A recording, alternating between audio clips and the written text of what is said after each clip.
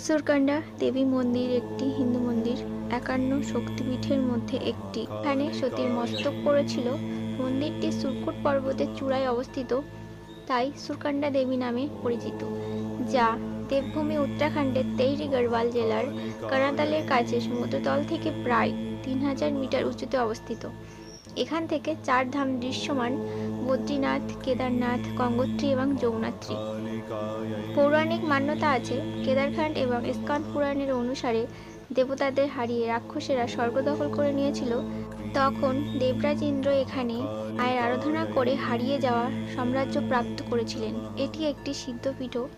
দেবী দুর্গাকে সমর্পিত এই মন্দির 9 রূপের মধ্যে একটি। মন্দিরে দেবী কালীর প্রতিমা স্থাপিত। নবরাত্রি এবং গঙ্গা দশেরার সময় পরিদর্শন করলে মনোকামনা পূর্ণ হয়। মায়ের মন্দির সারা বছরই খোলা থাকে।